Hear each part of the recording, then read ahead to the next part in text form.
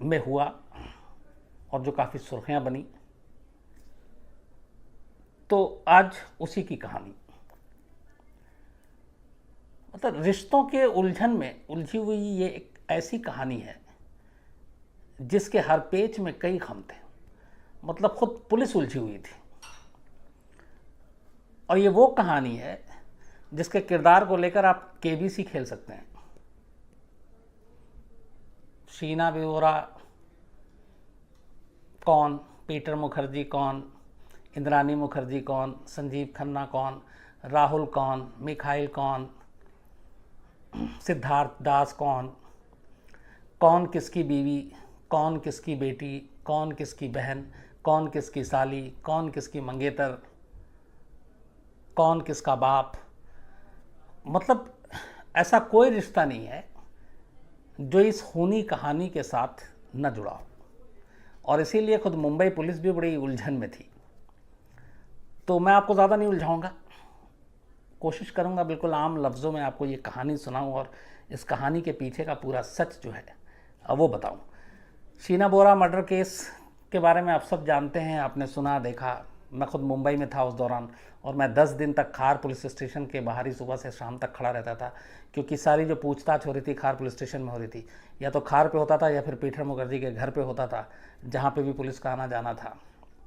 मैं, मेरी टीम में शिवेंद्र श्रीवास्तव, सुप्रतीम बनर्जी, हम दिल्ली से गए थे, जबकि मुंबई में साहिल जोशी, मुस्तफ़ा शेख और बाकी जो वहाँ की टीम, हमारी बहुत अच्छी टीम है, वो लोग मुंबई से थे। तो हम मतलब पूरी टीम डेडिकेटेड थी इस स्टोरी पे, क्योंकि हर एक का इंटरेस्ट था इस स्टोरी में। तो उस दौरान 10 दिन मुंबई में रहे, अच्छा भी लगा। तो कुल मिला के ये कहानी कैसे शुरू हुई और कहानी कैसे अंजाम तक पहुंची, ये मैं आपको सिलसिलावार बताता हूँ। बात जून 2015 की है।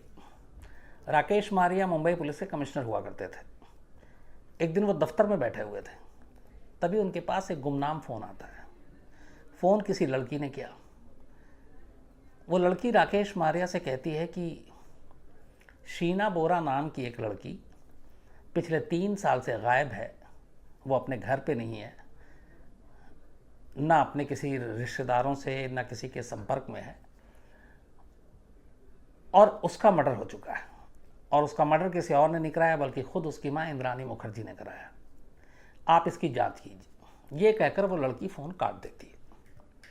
राकेश मारिया बहुत ही मुंबई पुलिस के इंटेलिजेंट अफसरों में उनकी गिनती होती है। 26/11 की पूरी जांच उन्होंने की थी। जब 93 ब्लास्ट की जांच हो रही थी तो संजय दत्त से पूछताछ करने का काम भी राकेश मारिया ने किया था। वो जब फिल्म में दिखाया था, एक सवाल के जवाब में एक पुलिस वाला संजय दत्त को थप्पड़ मारता है, वो थप्पड़ दरअसल राकेश मारिया ने ही संजय दत्त को मारा था। तो राकेश मारिया मुंबई के पुलिस कमिश्नर, और उनके पास ये जून 2015 में ये फ़ोन लड़की का। फ़ोन रखने के बाद जब फ़ोन कट जाता है तो राकेश मारिया सोचते हैं कि जो भी लड़की थी, अच्छा वो बताती है कि ये बड़े लोग इसमें शामिल हैं, इंद्रानी मुखर्जी हैं, पीटर मुखर्जी। अब पीटर मुखर्जी का नाम बहुत बड़ा है, मतलब मीडिया में मीडिया टाइकून कहा जाता है उनको। मैं एक बार मिला था जब वो स्टार न्यूज़ के भी हेड थे, तो स्टार टीवी के वो हेड थे, सीईओ वीओ। तो बहुत, जो स्टार टीवी आप लोग देखते हैं, तो मीडिया टाइकून टाइप। तो अब इतने बड़े मीडिया टाइकून, उनकी बीवी का नाम ले रहा है कि उसने पीटर मुखर्जी का नाम नहीं लिया था लड़की ने, लेकिन इंद्रानी मुखर्जी का नाम लिया। अब इंद्रानी मुखर्जी का नाम लेने का मतलब है सीधे सीधे पीटर मुखर्जी के घर तक जाना। तो राकेश मारिया को मालूम था कि ये बहुत बड़ा केस है अगर ऐसा हुआ तो, और बिना सबूत के इंद्रानी मुखर्जी या पीटर मुखर्जी पे हाथ नहीं डाला जा सकता, हंगामा हो जाएगा, बवाल मच जाएगा। तो राकेश मारिया ने कहा कि ठीक है, चलो इस फ़ोन की सच्चाई को टटोलते हैं। तो राकेश मारिया की 26/11 की जांच से ही जुड़े हुए से उनकी एक टीम है, जो राकेश मारिया जहाँ जहाँ जाते हैं उनकी इन्वेस्टिगेटिव टीम, ज़्यादातर हर पुलिस अफसर के अपने फेवरेट होते हैं, तो उनकी भी एक फेवरेट टीम थी। तो सबसे पहला काम राकेश मारिया ये करते हैं, उस लड़की ने ये कहा था कि 3 साल पहले वो गायब हुई और 3 साल से नहीं है, और 3 साल से शीना बोरा, उसका मर्डर हो चुका है।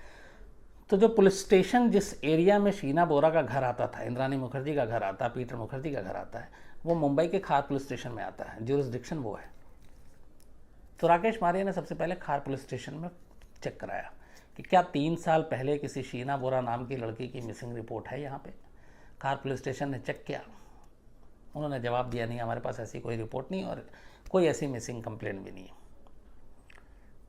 इसके बाद उन्होंने अपने भरोसेमंद इंस्पेक्टर जो है राकेश मारिया ने, दिनेश कदम एक हैं मुंबई में 26/11 की जांच में भी रहे, दिनेश कदम को राकेश मारिया ने अनऑफिशियली जांच दी। उन्होंने कहा कि ये मामला है, तुम पता करो कि शीना बोरे का सच है क्या, ये वाकई इस नाम की कोई लड़की है, इंद्रानी मुखर्जी के घर में, पीटर मुखर्जी के घर में रहती है, और ये भी कि हाँ ये इंद्रानी मुखर्जी की बहन है शीना मुखर्जी छोटी, यानी पीटर मुखर्जी की साली। दिनेश कदम पता लगाते हैं, कोशिश करते हैं, बट कोई ख़ास कामयाबी नहीं मिलती।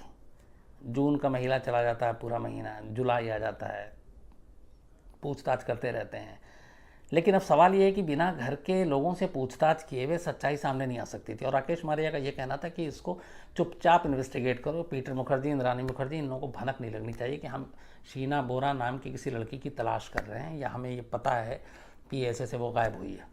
तो वो सारे जितने भी उनके सोर्सेज थे दिनेश कदम ने सब कर लिया कोशिश, लेकिन कुछ पता नहीं चला। ये था कि अब किसी न किसी से पूछताछ करना है, तो वो हो नहीं रहा था। इसी बीच जब नाकामी हाथ लगी और राकेश मारिया का सिक्स सेंस कह रहा था कि इस खबर में कोई ना कोई सच्चाई है और ये कुछ ना कुछ होगा, तो उन्होंने कहा दिनेश कदम को तुम लगे रहो। एक दिन फिर पता करते करते दिनेश कदम के जो अपने मुखबिर थे सारे, उन्होंने कहा कि 3 साल पहले इंद्रानी मुखर्जी का एक ड्राइवर हुआ करता था, श्यामवर राय, वो उनकी गाड़ी चलाता था, अब उसने नौकरी छोड़ दी है। तो दिनेश कदम के लिए ये खबर थोड़ी बड़ी थी। उन्होंने कहा कि श्यामवर राय को अगर पूछताछ करें तो पता चल सकता है कि 3 साल पहले क्या हुआ, क्योंकि वो इंद्रानी की गाड़ी चलाता था तो घर में आता जाता है, सब कुछ जानता होगा। लेकिन अब एक चक्कर ये था कि श्यामवर राय को अगर अरेस्ट कर लेते हैं और वो उस वक्त ये था कि इंद्रानी मुखर्जी मुंबई में नहीं थी, देश के बाहर थी कहीं, तो उनका यह था कि अगर इस श्यामवर राय को हम ड्राइवर को अरेस्ट कर लेते हैं और इंद्रानी मुखर्जी तक ये खबर पहुंच जाती है कि इस ड्राइवर को अरेस्ट कर लिया गया है और ख़बर सच है, शीना बोरा का मर्डर हो चुका है, तो फिर इंद्रानी मुखर्जी देश वापस नहीं लौटेगी। तो इसलिए फिर राकेश मारिया ने कहा वेट करो, इंद्रानी मुखर्जी को मुंबई लौटने दो। इसके बाद इंद्रानी मुखर्जी अगस्त के दूसरे हफ्ते में मुंबई लौटती हैं, अगस्त 2015। जब वो लौटती हैं, इस दौरान ये लगातार श्यामवर राय को फॉलो किया जाता है, उसके फ़ोन को टैप करता है, सब कुछ अपना पुलिस करती रहती है।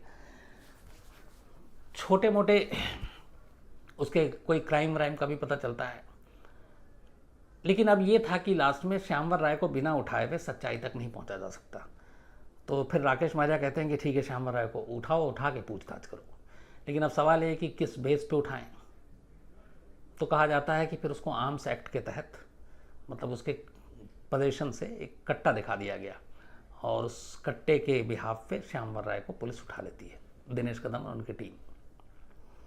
उठाने के बाद उससे पूछताछ करती है, फिर उसे डराया धमकाया भी जाता है कि देखो संजय दत्त भी आर्म्स एक्ट में उठा था और संजय दत्त को लंबी जेल हुई है, तो तुम्हारे बचने का सीन नहीं है, इसलिए तुम जो भी है सच बता दो। इस पूछताछ के दौरान श्यामवर राय जो ड्राइवर था वो टूट जाता है और उसके बाद वो कहानी सुनाता है। कहता है कि हाँ, 3 साल पहले शीना बोरा की लाश को उसने मुंबई से 103 किलोमीटर दूर रायगढ़ एक जगह है, वहाँ के जंगल में जला दिया था और बाकी दफना दिया था।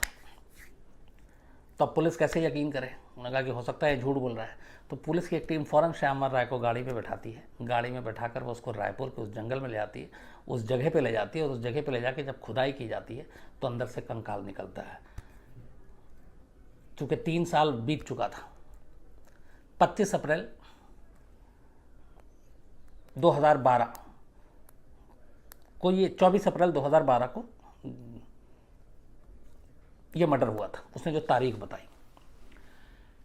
तो जब उसकी खुदाई होती है, उसकी निशानदेही पे वहाँ से लाश मिलती है, लेकिन लाश की हालत ऐसी नहीं कि पहचानी जा सके, क्योंकि 3 साल हो गए थे, सिर्फ कंकाल। तो पुलिस खैर उसको समेटती है। फिर वहाँ के रायगढ़ पुलिस से कंफर्म किया जाता है कि ये बताइए कि 3 साल पहले आपको यहाँ कोई लाश मिली थी? रायगढ़ पुलिस कहती है कि हाँ, हमें 3 साल पहले एक अधजली लाश मिली थी, तो उस जली लाश के कुछ हिस्से मिले थे। उन हिस्सों को हमने कस्टडी में लिया था, हमने आसपास के थानों में पूछताछ की, कहीं से कोई मिसिंग की कंप्लेंट दर्ज नहीं थी, इसलिए हमने उसका अंतिम संस्कार कर दिया। और जो बाकी की बॉडी थी वो इसने दफना दी थी, तो वो हिस्सा मिल गया।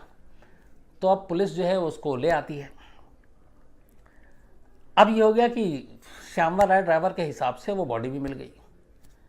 अब क्या इंद्रानी को पकड़ा जाए? फिर राकेश मारिया को आता है कि नहीं, सिर्फ बॉडी के मिलने से या उस जगह के बताए हुए मिलने से इंद्रानी का इसमें रोल या पीटर मुखर्जी का रोल इस्टेब्लिश नहीं होता है, और सबूत चाहिए। वो अपनी टीम को कहते हैं। अब टीम फिर और खंगालना शुरू करती है।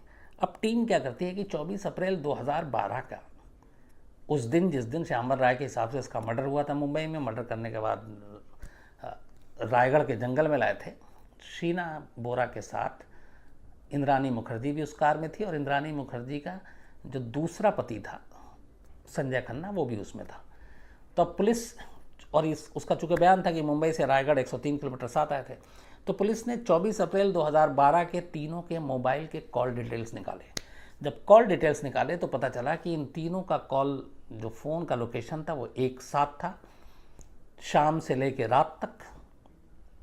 तीनों का लोकेशन मुंबई भी था, तीनों का लोकेशन बांद्रा भी था, और तीनों का लोकेशन रायगढ़ भी था। इससे इस्टेब्लिश हो गया कि उस दिन कत्ल होने से लेके लाश को ठिकाने लगाने तक इंद्रानी, श्यामवर राय और संजीव खन्ना, ये लोग एक साथ थे। ये बड़ा सबूत था। ये जैसे ही सबूत मिला राकेश मारिया को बताया गया। राकेश मारिया ने फिर कहा अब पुख्ता है, क्योंकि एक तरफ श्यामवर राय का बयान भी आ चुका था। इसके बाद 25 अगस्त 2015 की शाम को, बल्कि रात में करीब 8-9 बजे, पुलिस की टीम बांद्रा में पीटर मुखर्जी के घर पहुंचती है और सीधे इंद्रानी मुखर्जी को गिरफ्तार कर लेती है। गिरफ्तार करके पुलिस, और गिरफ्तारी का जो FIR है उसमें यह है कि शीना बोरा, इंद्रानी मुखर्जी की जो बहन है, उनका कत्ल और किडनैपिंग करने के जुर्म में शीना बोरा की माँ, वो बहन इंद्रानी मुखर्जी, ड्राइवर श्यामवर राय और दूसरा पति संजीव खन्ना, इसको गिरफ्तार किया जाता है। पुलिस ले आती है, मीडिया में खबर आती है रात को सब कुछ। अब चूंकि पीटर मुखर्जी का नाम जुड़ा था तो इसलिए खबर बड़ी हो जाती है। अगले दिन फॉलोअप शुरू होता है। अभी तक सिर्फ इतनी कहानी थी। अब ये चल रहा है कि शीना बोरा ने, कि मतलब इंद्रानी मुखर्जी ने अपनी बहन का कत्ल किया, बहन का कत्ल किया। 24 घंटा बीतता है। 24 घंटा बीतते बीतते अचानक खबर में ट्विस्ट आती है। पता चलता है कि शीना बोरा इंद्रानी मुखर्जी की बहन नहीं है, बल्कि बेटी है। अब ये जैसे ही आता है तो ये सारे लोग चौंक उठते हैं। पीटर मुखर्जी को पकड़ने की कोशिश की जाती है कि भैया आप बताओ कुछ। फिर पीटर मुखर्जी आते हैं। उसके बाद उनका बयान और चौंकाने वाला। कहते हैं कि हमारी जब शादी हुई तो शादी को करीब 12-13 साल हो गए। 12-13 साल से मुझे यही पता है कि इंद्रानी मुखर्जी का एक भाई है और एक बहन है। बहन का नाम शीना बोरा है, भाई का नाम मिखाइल बोरा है। और वो हमेशा उन दोनों के फ़ोटो भी रखती है, और मैं उन दोनों से मिला भी हूँ। आसाम के ये रहने वाले हैं, वहाँ पे घर पे मिला। लेकिन ये बेटी की बात मुझे नहीं मालूम, बेटी कैसे हो सकती है। अब यहाँ से कहानी ट्विस्ट अब आता है कि क्यों मर्डर, क्यों छुपाया, एक बहन को इंद्रानी ने बेटी क्यों बनाया, सारी चीज़ें चलनी शुरू होती हैं। धीरे धीरे अब केस खुलता जाता है। तो अब आगे केस खुले या मर्डर कैसे हुआ, उस पर थोड़ा सा मैं आपको एक इनका बैकग्राउंड बता दूं कि ये रिश्तों की पहेली है क्या। पीटर मुखर्जी की शादी शबनम नाम की एक महिला से हुई थी। उससे उनके 2 बेटे हैं, एक राहुल मुखर्जी और एक और, दोनों भाई हैं वो। तो इंद्रानी मुखर्जी के साथ 2 बेटे पीटर मुखर्जी के, और उनकी पहली शादी थी शबनम से। और ये स्टार इंडिया जो टीवी है, स्टार इंडिया पूरा, उसके ये CEO पीटर मुखर्जी, बड़े मीडिया टाइकून। उसी स्टार इंडिया कंपनी में इंद्रानी मुखर्जी बतौर HR मैनेजर नौकरी कर रही होती हैं। बतौर HR मैनेजर नौकरी करते हुए कई बार आमना सामना होता है। पीटर मुखर्जी और इंद्रानी मुखर्जी में दोस्ती हो जाती है, फिर प्यार हो जाता है, और 2002 में दोनों शादी कर लेते हैं। तब पीटर की उम्र 46 साल थी और इंद्रानी मुखर्जी की उम्र 30 साल थी। पीटर की ये दूसरी शादी थी, इंद्रानी की ये तीसरी शादी थी। कायदे से चौथी कहेंगे, लेकिन चौथी इसलिए नहीं कि जो इंद्राणी की ज़िंदगी में सबसे पहला शख्स आया था उससे इंद्राणी मुखर्जी ने शादी नहीं की थी, और उसी के साथ लिव इन रिलेशन में रहते हुए इंद्राणी मुखर्जी के 2 बच्चे हुए, एक शीना बोरा और एक मिखाइल बोरा, भाई और बहन। तो अब इधर 2002 में दोनों की शादी हो जाती है। शादी के बाद इंद्राणी मुखर्जी जो मिलाती है शीना को और मिखाइल को अपना भाई बहन कहकर पीटर से मिलाती है। तो कायदे से जो शीना बोरा इंद्राणी मुखर्जी की जो बेटी थी, पीटर मुखर्जी के सामने वो एक साली के तौर पे सामने आती है। इसके बाद पीटर मुखर्जी मीडिया टाइकून तो थे ही थे। 2007 में वो 9X चैनल शुरू करते हैं और इस कंपनी में वो खुद चेयरमैन बनते हैं, जबकि इंद्राणी मुखर्जी को INX मीडिया का CEO बना देते हैं। फिर साल 2008 आता है। अब धीरे धीरे एक HR मैनेजर पीटर मुखर्जी की ज़िंदगी में आने के बाद, शादी में आने के बाद तरक्की की मंजिल पे तेज़ी से भाग रही है। 2008 में वॉल स्ट्रीट जर्नल जो है वो इंद्राणी मुखर्जी को वर्ल्ड की top most powerful 50 business women में उसका नाम शामिल करती है, जिसमें से 41वां नंबर था इंद्राणी मुखर्जी का। 50 दुनिया की सबसे जो बिजनेस वुमेन पावरफुल थी उसमें इंद्राणी मुखर्जी 41वें नंबर पे थी। हालांकि INX और इसमें 2009 में इन लोगों ने, हस्बैंड वाइफ ने इस्तीफ़ा दे दिया था, फिर पीटर मुखर्जी स्टार से भी हट गए, बहुत सारी चीज़ें हुई, लेकिन इनके रिश्ते चलते रहे। तो अब यहाँ पे एक चीज़ छुपाई इंद्राणी ने कि शीना बोरा को अपनी बहन बनाकर मिलाया, मिखाइल को भाई बनाकर मिलाया, जबकि दोनों उसके बच्चे थे। अब यहाँ तक सब कहानी ठीक है। इसके बाद क्या होता है कि शीना बोरा आसाम से मुंबई पहुँच जाती है और मुंबई की एक CA फर्म में, एक कंपनी में वो नौकरी करने लगती है।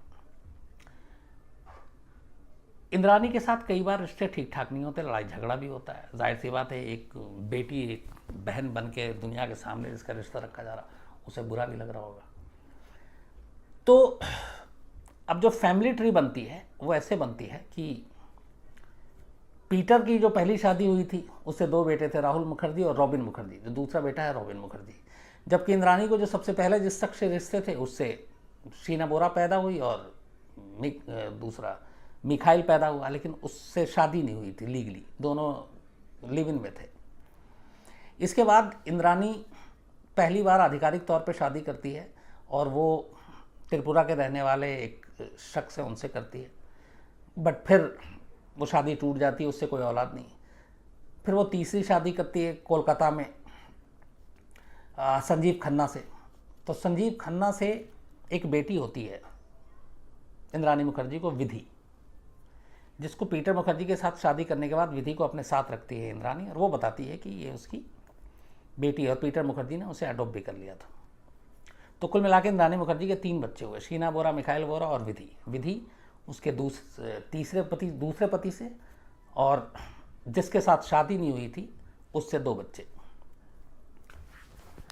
अब रिश्ता देखिए आप। शीना बोरा इंद्राणी मुखर्जी की बेटी है, लेकिन बहन बना के रखा है। तो पीटर मुखर्जी की भी कायदे से वो बेटी होनी चाहिए, लेकिन वो साली हो गई। पीटर मुखर्जी का बेटा राहुल जब मुंबई में आता है घर पे कई बार, तो वो भी मिलता है शीना बोरा से, और दोनों हम उम्र। शीना बोरा देखने में भी ठीक खूबसूरत, तो उसे ये पता है कि ये इंद्राणी की बहन है। तो राहुल और शीना बोरा के बीच इश्क हो जाता है। अब कायदे से अगर देखें, हकीकत में ये रिश्ता देखें, तो राहुल और शीना बोरा सौतेले भाई बहन हुए, लेकिन उन दोनों में इश्क हो जाता है क्योंकि राहुल को नहीं पता कि शीना बोरा इसकी बेटी है, ना कि बहन है। तो अनजाने में वो उससे इश्क कर बैठता है। अब दोनों शादी करना चाहते हैं। चूँकि इंद्राणी को ये सच्चाई पता है कि शीना बोरा उसकी बेटी है और राहुल के साथ उसका शादी, अगर वो शादी करता है तो ये रिश्ता बिल्कुल भी किसी कीमत पे समाज नहीं अपनाएगा, क्योंकि दोनों तो भाई बहन हैं सौतेले। तो वो इस रिश्ते के खिलाफ होती है और यहीं से लड़ाई शुरू होती है। राहुल लेकिन चाहता था कि मैं उससे शादी करूं, उससे करीब आ रहा था। इंद्राणी मुखर्जी लगातार पीटर को भी ऑब्जेक्शन नहीं था कि बहन है कर ले, ये हाई सोसाइटी में सारी चीज़ें होती है, लेकिन पीटर मुखर्जी को भी नहीं मालूम था कि ये तो उसकी बेटी है, तो रिश्ते में भाई हो जाता है। वो तो अपना साली समझ के चल रहा है। अब इसका धीरे धीरे लड़ाई शुरू होती है माँ बेटी में। फिर ये होता है कि कल को अगर राहुल शादी कर लेता है शीना बोरा से, तो पीटर मुखर्जी की जो जायदाद और तमाम पैसे हैं वो शीना बोरा और राहुल को चला जाएगा और उसके हिस्से में कुछ नहीं रहेगा। तो ये सारी चीज़ें मिलकर इंद्राणी मुखर्जी को परेशान करती हैं और इसी के बाद वो ये तय करती है कि शीना बोरा को रास्ते से हटा दिया जाए। 24 अप्रैल 2012 को अपने भरोसेमंद ड्राइवर श्यामवर राय को भरोसे में लेती, कहती है ऐसे ऐसे मुझे रास्ते से हटाना है। और जो उसका दूसरा पति था संजीव खन्ना, जो कोलकाता में रहता था, जिसकी बेटी विधि इसके पास रहती थी, वो संजीव खन्ना को भी इस साजिश में शामिल कर लेती, ये लालच देकर कि अगर शीना बोरा रास्ते से हट जाएगी तो हमारे पास सिर्फ विधि बचेगी, एक बेटी, मेरी सारी वसीयत विधि की होगी और वो विधि की होगी तो तुम्हारी भी होगी। तो संजीव खन्ना इस लालच में कि उसकी बेटी को वसीयत और दौलत मिलेगा, वो वारिस होगी, वो भी इस शीना बोरा का मर्डर करने के लिए इंद्राणी मुखर्जी के साथ आ जाता है। अब शीना बोरा की लड़ाई चल रही थी इंद्राणी मुखर्जी से उस दौरान, इसलिए वो अलग फ्लैट में रहती थी, लेकिन राहुल से उसका लगातार फ़ोन पे बातचीत होती थी। राहुल मुंबई आता था तो मिलता भी था, वो देहरादून में हालांकि रहता था। 24 अप्रैल 2012 को शीना बोरा को इंद्राणी मुखर्जी बुलाती है इस बहाने से कि तुम आओ, हम ये लड़ाई सुलटाते हैं, राहुल के साथ तुम्हारे रिश्ते, तुम्हारी शादी की हम बात कराएंगे और ये सब कुछ ठीक कर देंगे, आ जाओ। तो शीना बोरा उसकी बातों में आकर शाम को बांद्रा के पास नेशनल कॉलेज के, बांद्रा में एक नेशनल कॉलेज है, वहाँ पे बुलाती है। वो आती है, यहाँ कार में इंद्राणी मुखर्जी, उसका दूसरा पति संजीव खन्ना और ड्राइवर जो श्यामवर राय वो गाड़ी चला रहा था। शीना बोरा पहुँचती है बांद्रा के पास, उस जहाँ पे उसने बुलाया था, गाड़ी में बैठती है। पीने के लिए लोग उसे पानी देते हैं, उस पानी में कुछ बेहोशी की दवा मिली हुई थी बिस्लेरी में। ड्राइवर आगे था, पीछे जो है इंद्राणी बैठी हुई थी। उसके बाद जैसे ही जब शीना बोरा बैठती है और उसको पानी पिला दिया था, वो थोड़ी सी बेहोश हो जाती है। तो गाड़ी उस वक्त मुंबई की सड़कों पे ही चल रही थी, उसके बाद गाड़ी एक जगह पे रुकती है, संजीव खन्ना आगे की सीट से पीछे आता है। अब बीच में शीना बोरा, राइट में इंद्राणी, लेफ्ट में संजीव खन्ना। तो वो जैसे ही बेहोश होती, उसी बेहोशी की हालत में श्यामवर राय पैर पकड़ता आगे से एक जगह गाड़ी रोककर, और शीना बोरा और संजीव खन्ना, इंद्राणी मुखर्जी और संजीव खन्ना इसका गला दबा देते हैं बेहोशी के आलम में शीना बोरा का। शीना बोरा की मौत हो जाती है। उसके बाद ये उसकी बॉडी को बीच में ऐसे लेके चलते हैं कि जैसे कार में 3 लोग बैठे हुए हैं। अब शाम का वक्त था, इन्हें लगा कि इस वक्त लाश ठिकाने लगाना मुश्किल है, तो ये गाड़ी को लेकर आते हैं पीटर मुखर्जी के घर में। पीटर मुखर्जी के घर में आने के बाद पार्किंग में गाड़ी पार्क करते हैं और उस गाड़ी में ही वैसे ही उसकी, चूँकि घर बहुत प्राइवेट था, कोई आ नहीं सकता था, बॉडी कार के अंदर ही छोड़ देते हैं। फिर इंतज़ार करते हैं रात का। उसके बाद फिर से ये तीनों बैठते हैं, संजीव खन्ना, इंद्राणी और वो, और उसी तरीके से पीछे की 3 सीट पे बीच में शीना बोरा की लाश है, लेकिन लाश ऐसे है कि जैसे वो साथ में बैठी हुई है, बाकायदा कंधे पे हाथ रख के इंद्राणी उसके, और कभी संजीव खन्ना, और वो गाड़ी चलती है 103 किलोमीटर दूर रायगढ़ के जंगल में। ये उसके बाद जब घर आते हैं तो ब्रीफ केस भी ले लेते हैं, पेट्रोल लेते हैं। फिर ले जाने के बाद रायगढ़ के एक सुनसान जंगल में गाड़ी रोकी जाती है, वहाँ पे लाश को आग लगाई जाती है, लाश जल जाती है। तो उसके बाकी हिस्से जो है एक बैग में डाल के फिर वो वहीं पे दफन कर देते हैं, और कुछ हिस्सा ऊपर रह जाता है, अंधेरे की वजह से वो देख नहीं पाते हैं। फिर ये लोग वापस आते हैं। वापस आने के बाद अगले दिन संजीव खन्ना कोलकाता चला जाता है, श्यामवर राय अपने घर चला जाता है, इंद्राणी अलग। उसका ये मामला ख़त्म हो जाता है। अब क्या होता है कि ये 24 अप्रैल को हुआ, उसके बाद अब राहुल लगातार बात करता रहता था। तो 1-2 दिन के बाद राहुल लगातार फ़ोन कर रहा था शीना बोरा को, शीना बोरा का फ़ोन बंद नहीं मिल रहा है, तो वो परेशान हो जाता है। तो इंद्राणी मुखर्जी से पूछता है कहाँ है शीना, तो वो कहती है कि वो तो US चली गई है। तो पहली बार राहुल का दिमाग खनकता है। राहुल मतलब पीटर मुखर्जी का बेटा जो देहरादून में रहता है, कि ये कैसे पॉसिबल है कि वो US चले जाएगी, उसका पासपोर्ट तो मेरे पास है और वो पासपोर्ट देहरादून में है। तो ये बात वो बता देता है। तो कहती है हो सकता है उसके पास 2 पासपोर्ट हो, तो उसे भी लगता है, लेकिन उसे फिर भी कुछ डाउट होता है। तो वो खार पुलिस स्टेशन ही पहुंचता है 2012 में, और वो भी अप्रैल के महीने में। उसके शीना बोरा की मौत के सिर्फ 2-3 दिन बाद अगर उस वक्त पुलिस ईमानदारी से इन्वेस्टिगेशन कर लेती राहुल की बात पे, तो शायद 3 साल वेट ना करना पड़ता, 1 हफ्ते में ये केस खुल जाता।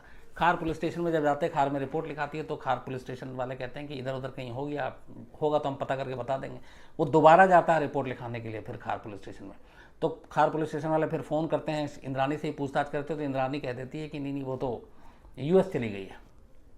तो फिर पुलिस वाले कहते हैं तुम परेशान खामखा रहे हो, तो वो यूएस चली गई। उसके बाद तब भी उसको डाउट नहीं, मतलब शक हो रहा होता, लेकिन तभी इंद्रानी का जो मोबाइल बंद था वो अचानक एक दिन ऑन होता है और उससे मैसेज आता है राहुल के पास, और उसमें ये होता है कि मैं हमेशा के लिए यूएस जा रही हूँ और हमारा तुम्हारा अब रिश्ता ख़त्म, अब मुझे मेरे बारे में जानने या मुझे वो करने की कोशिश मत करना।